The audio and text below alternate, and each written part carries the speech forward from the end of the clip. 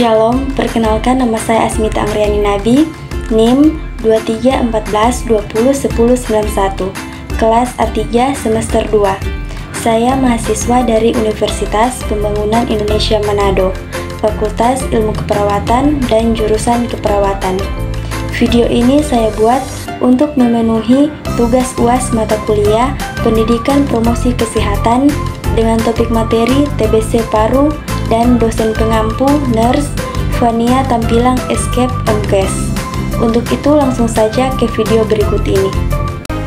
Definisi tuberkulosis paru atau TBC adalah penyakit menular langsung yang disebabkan oleh kuman Mycobacterium tuberculosis yang pada umumnya menyerang jaringan paru, tetapi tidak menutup kemungkinan juga bisa menyerang organ lainnya. Tuberkulosis paru akan menimbulkan gejala berupa batuk yang berlangsung lama atau lebih dari 3 minggu. Biasanya berdahak dan kadang mengeluarkan darah. Tuberkulosis paru adalah penyakit infeksius terutama menyerang parenkim paru. TB paru merupakan suatu penyakit yang menular yang disebabkan oleh bacil Mycobacterium tuberculosis yang merupakan salah satu penyakit saluran pernafasan bagian bawah. Sebagian besar bakteri M tuberculosis masuk ke dalam jaringan paru melalui udara atau airborne infection dan selanjutnya mengalami proses yang dikenal sebagai fokus primer. Tanda dan gejala. Tanda dan gejala TBC paru yaitu yang pertama, batuk terus-menerus atau berdahak maupun tidak berdahak. Kedua, demam dan meriang dalam jangka waktu yang panjang. Ketiga, sesak nafas dan nyeri dada. Keempat, berat badan menurun.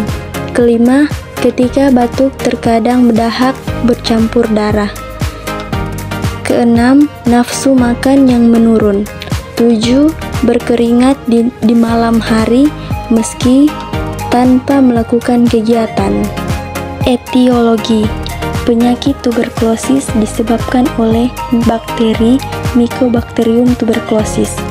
Jenis bakteri ini berbentuk basil, tidak berspora dan tidak berkapsul dengan ukuran panjang 1-4 mm dan lebar 0,3 sampai 0,6 mm. Bakteri ini bersifat aerob, hidup berpasang atau berkelompok. Tahan asam, dapat bertahan hidup selama berbulan-bulan bahkan sampai bertahun-tahun.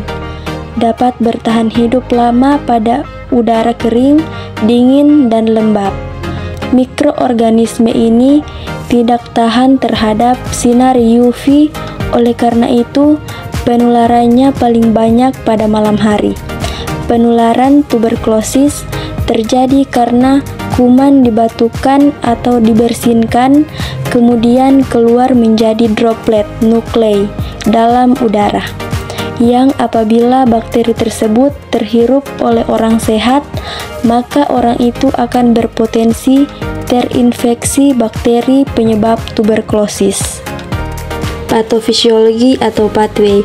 Patofisiologi penyakit tuberkulosis dimulai dari masuknya bakteri ke dalam alveoli, lalu sistem imun dan sistem kekebalan tubuh akan merespon dengan cara melakukan reaksi inflamasi. Fagosit menekan bakteri dan limfosit spesifik tuberkulosis menghancurkan bakteri dan jaringan normal. Reaksi tersebut menimbulkan penumpukan eksudat di dalam alveoli yang bisa mengakibatkan bronchopneumonia. Selanjutnya terbentuk granulomas yang diubah menjadi fibrosa. Bagian sentral dari massa tersebut disebut gon tuberkulosis dan menjadi nekrotik, membentuk massa seperti keju dan membentuk jaringan kolagen. Kemudian bakteri menjadi dorman. Penularan tuberkulosis dipengaruhi oleh faktor umur, jenis kelamin, kebiasaan merokok, pekerjaan, status ekonomi, dan lingkungan. Penderita tuberkulosis umumnya akan mengalami gejala seperti batuk lebih dari 2 minggu, sesak nafas, mudah lelah, nafsu makan turun, dahak bercampur darah, demam, dan berat badan menurun. Komplikasi penyakit TBC paru apabila tidak ditangani dengan baik akan menimbulkan komplikasi. Komplikasi pada TBC paru terbagi menjadi 2, yaitu sebagai berikut. Yang pertama, komplikasi dini. Pleuritis, efusi pleura, emphysema, laringitis. Yang kedua, komplikasi lanjut. Obstruksi jalan napas, kerusakan parenkim berat, amiloidosis, karsinoma paru. Pemeriksaan penunjang. Pemeriksaan penunjang TBC paru. Pemeriksaan yang dilakukan pada penderita TBC paru adalah A.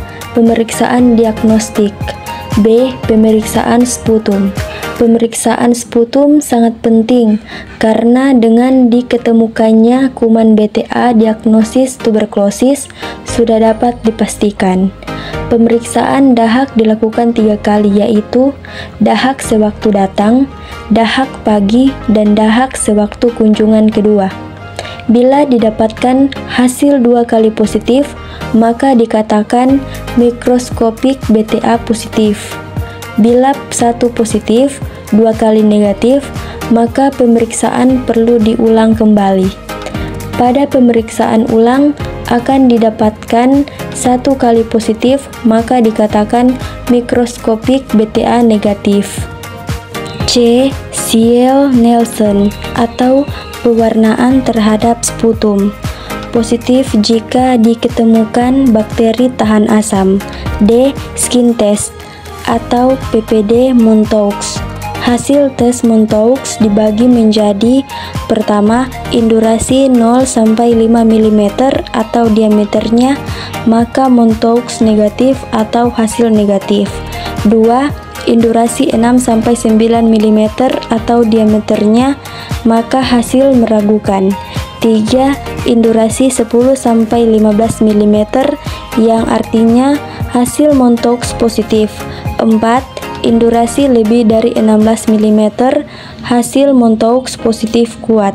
5. Reaksi timbul 48-72 jam setelah injeksi antigen intrakutan, berupa indurasi kemerahan yang terdiri dari infiltrasi limfosit, yakni persenyawaan antara antibodi dan antigen tuberkulin.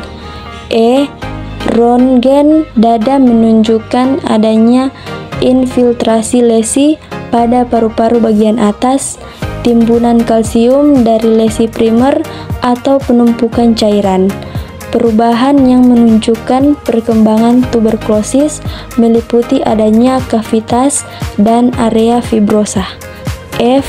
Pemeriksaan histologi atau kultur jaringan positif bila terdapat Mycobacterium tuberculosis.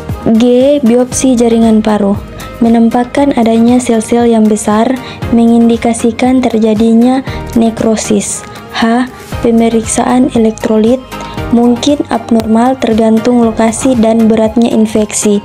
I. Analisa gas darah atau AGD mungkin abnormal tergantung lokasi, berat, dan adanya sisa kerusakan jaringan paru. J. Pemeriksaan fungsi paru. Turunnya kapasitas vital, meningkatnya ruang fungsi, meningkatnya rasio residu udara pada kapasitas total paru, dan menurunnya saturasi oksigen sebagai akibat infiltrasi parenkim atau fibrosa, hilangnya jaringan paru, dan kelainan pleura atau akibat dari tuberkulosis kronis.